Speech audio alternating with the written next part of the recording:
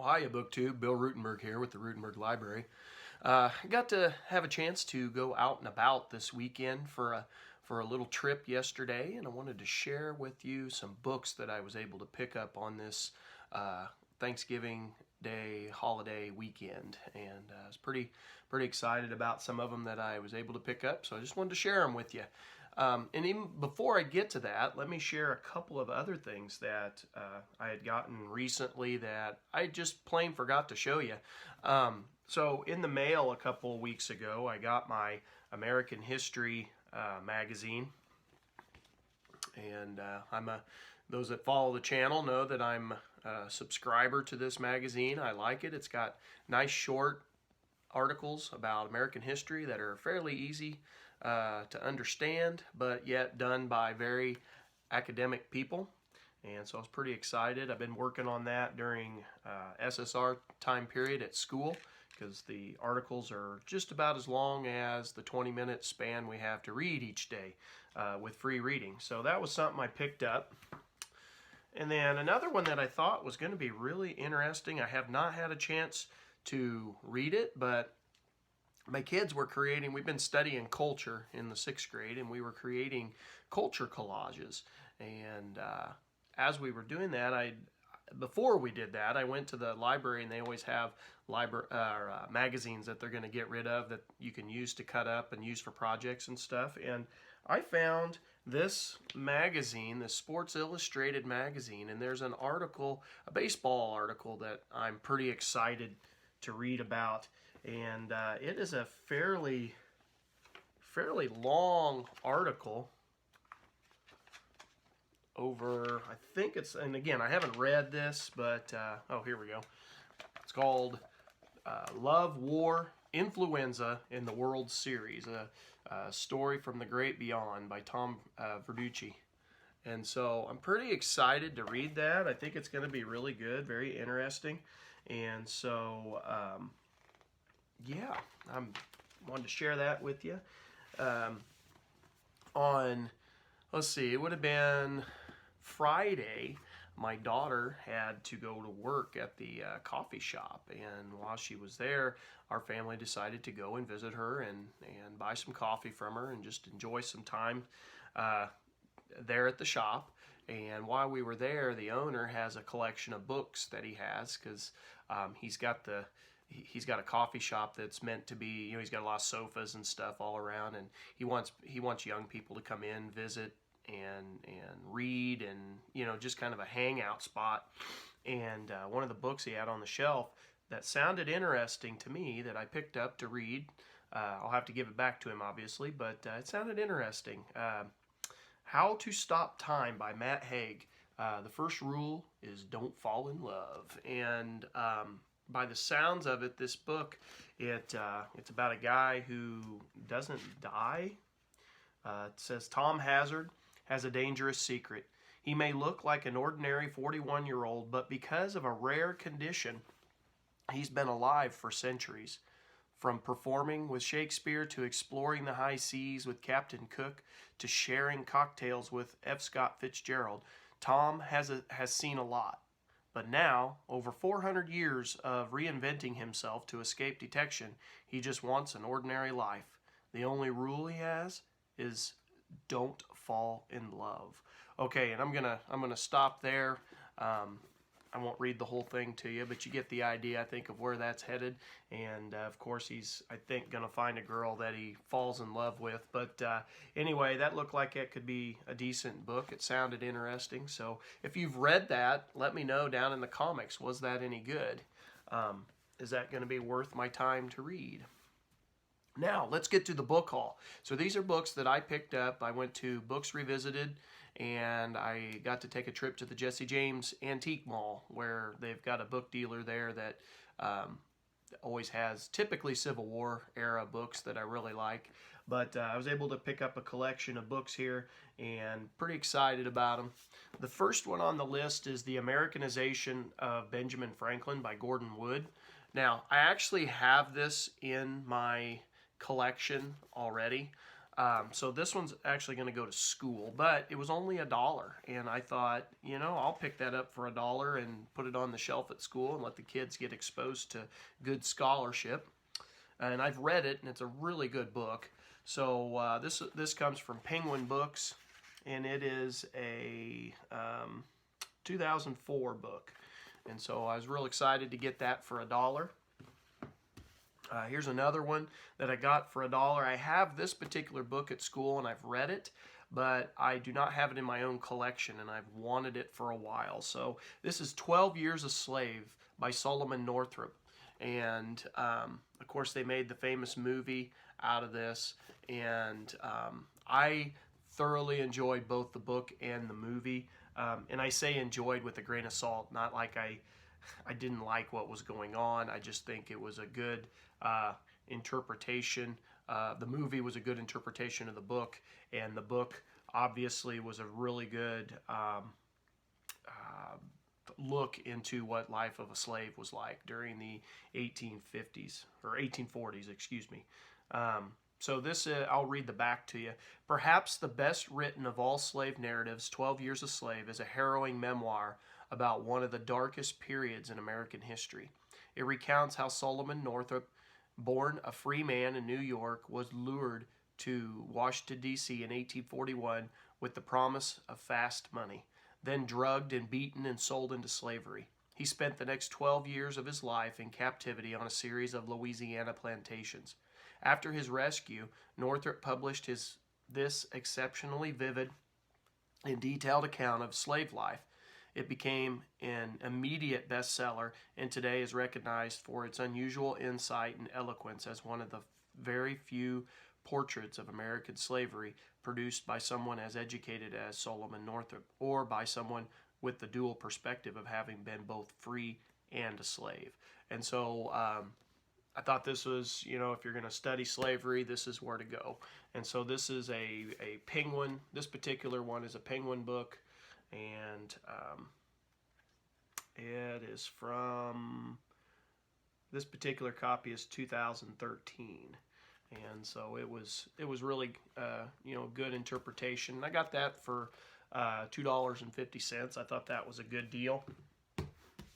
All right, next book on the list here is Coming of Age in Mississippi by Moody. Now, it's been a long time since I've taught that, as far as I used to teach a high school class that dealt with all the stuff going on in the the 50s and 60s with the civil rights movement. But I no longer teach that class. I haven't taught that one for a long time. But this was definitely a name that always came up when you talk about the civil rights movement. And so this book is, let's see, this book is a Delta Trade paperbacks, and it is, this particular version is 2004. And I think the original was from 1968, I think. So when the original book was published. So it says, written without a trace of sentimentality or apology, this is an unforgettable personal story of the truth as a remarkable young woman named Moody lived it. To read her book is to know what it is to have grown up black in Mississippi in the 40s and 50s, and to have survived with pride and courage intact. In this now classic autobiography, she details the sights, smells, and suffering of growing up in a racist society, and candidly reveals the soul of the black girl who had the courage to challenge it. The result is a touchstone work, an accurate, authoritative portrait of black family life in rural South, and a moving account of a woman's indomitable spirit. And so I look forward to reading that. I've never read that. I, of course, have heard of it, but I had not read that before. So next few books I got, let's see, did I get, this one was from Jesse James, and it's I've Got a Home in Glory Land, A Lost Tale of the Underground Railroad by Carolyn Smarts Frost. And so this sounded interesting. I don't have a lot of stuff on the Underground Railroad. I teach it at school. I don't have a lot of books in my personal collection. So I got this one for $3. and it's a Farrar, Strauss, and Giroux out of New York, and it's from 2008. 2008, and it says, "It was the day before Independence Day, 1833. As his bride Lucy was about to be sold down the river, Thornton Blackburn planned a daring and successful daylight escape from their Louisville masters. Pursued to Michigan, the couple was captured and sentenced to return to Kentucky in chains. But Detroit's black community rallied to their cause in the Blackburn riots of 1833, the first racial uprising in the city's history. Thornton and Lucy were spirited across the river to Canada, but their safety proved illusory when Michigan's governor demanded their extradition. Canada's defense of the Blackburns set the tone for all future diplomatic relations with the United States over the thorny issue of the fugitive slave and confirmed the British colony as the main terminus of the Underground Railroad.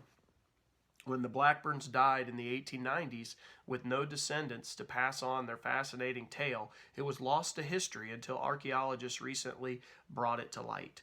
And so I look forward to reading that. I had not heard of that one. That one's a new one for me. So that'll be, I think, interesting. And then what would a book haul be without some Abraham Lincoln? And so, as you know, if you follow the channel for very long, I am a huge Abraham Lincoln fan, and my collection of Lincoln books has been steadily growing over the years. I am nearing the 100 mark, 100 books on biographies and books on Lincoln. I think I got 2 of them yesterday, and these 2 put my book total at 98. I hope to someday in the future do a like a library, a Lincoln library video showing off my 100 books of Lincoln. And so this one was called Abraham Lincoln in the Civil War and Civil War America, a biography by William E. Geenip. Sorry if I mispronounced that. Pretty sure I did. Not real sure how to pronounce that last name. I had not heard of this one. This is, let's see. This one's an Oxford University Press from 2002. And let's see. Well, I'm not going to read the whole thing on this one. This is, Lincoln in the Civil War. Nothing new there. This one did sound interesting, though, this other one. This is The Case of Abraham Lincoln, a story of adultery, murder, and the making of a great president by Julie M. Fenster. And I am not familiar with her either.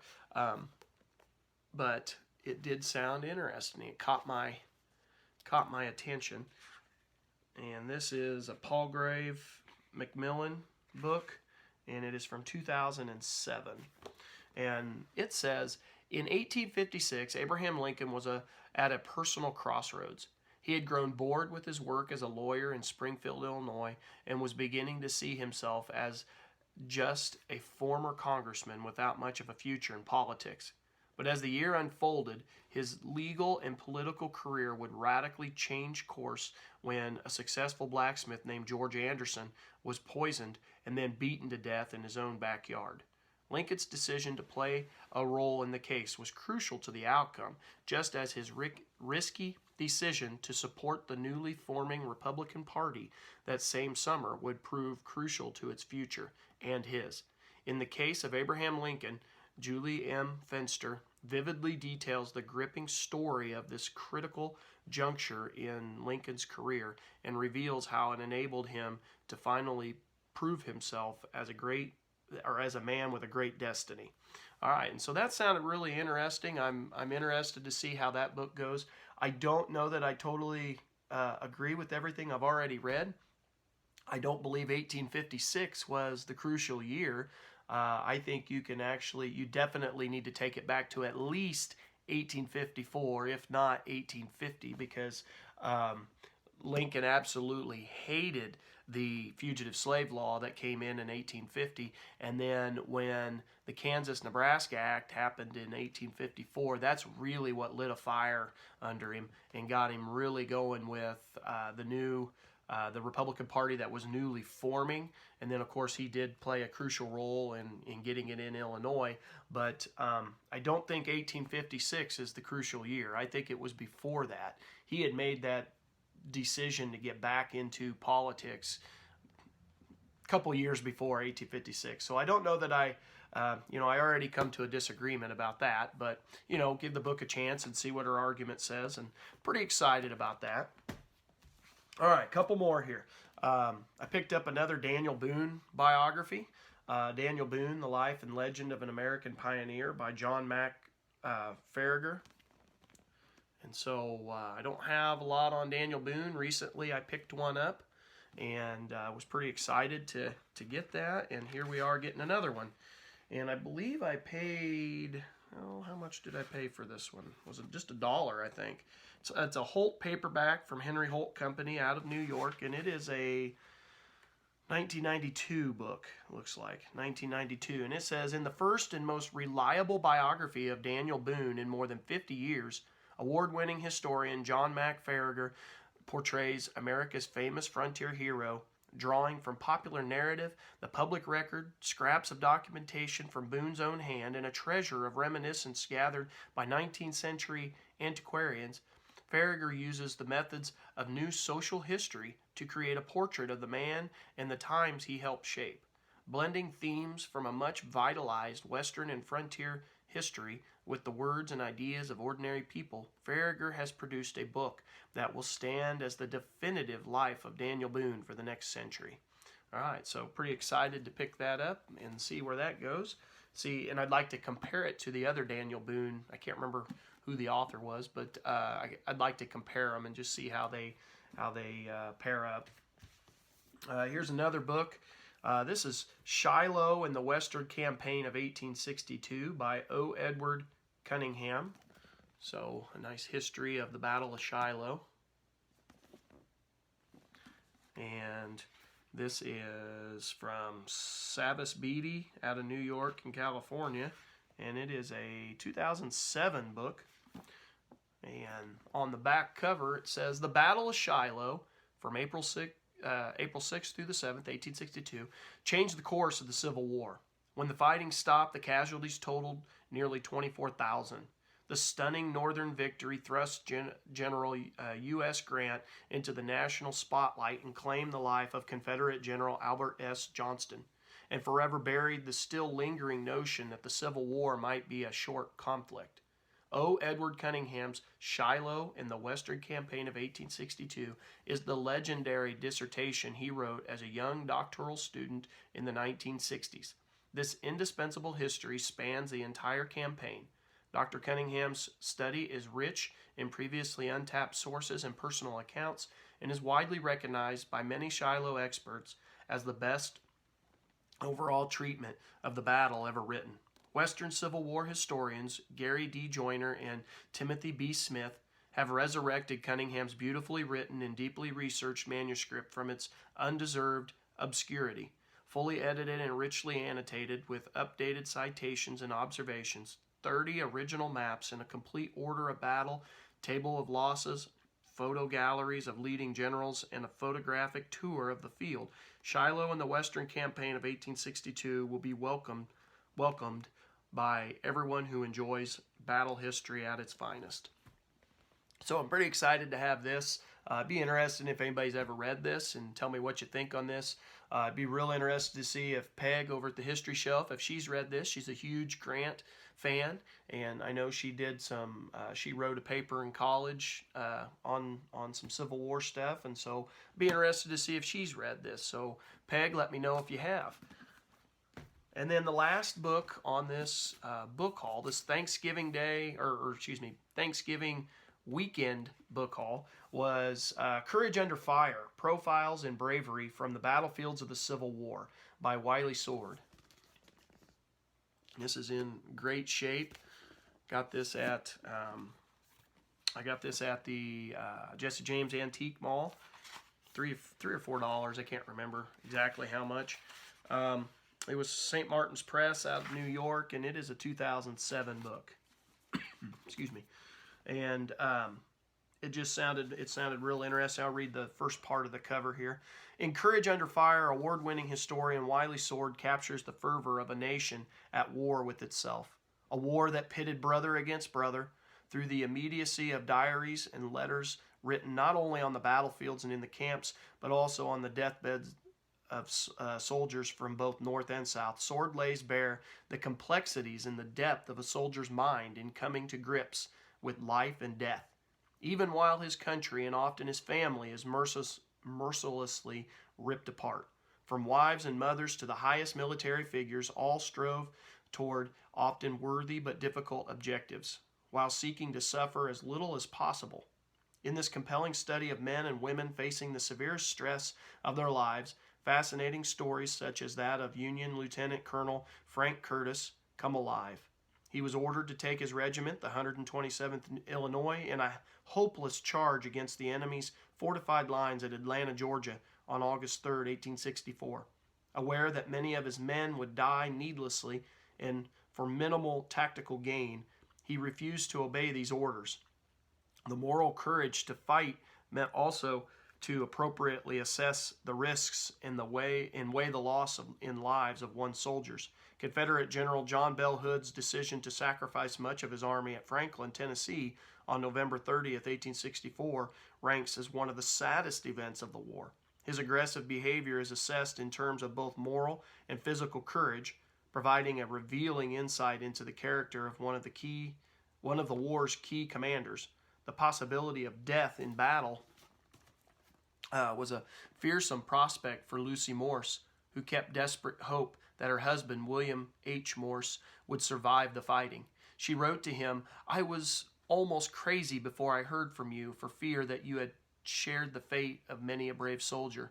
Her story and that of the fateful events in their lives provides graphic evidence of the fiber of America's soldiers and their worthy families. In this revealing study of courage and its often bloody consequences, Wiley Sword conveys a vivid picture of bravery under extreme stress, which is tragically relevant in today's world. And so I thought that sounded really interesting. I'm excited to have that. This was my Thanksgiving weekend book haul. And tell me what you think, BookTube. Let me know if you've read any of these titles. Give me your thoughts on any of these books and what I got to look forward to as I dig into these in the future. Hope you enjoyed this. Hope everybody's safe and healthy and having a great Thanksgiving weekend and preparing for work on Monday.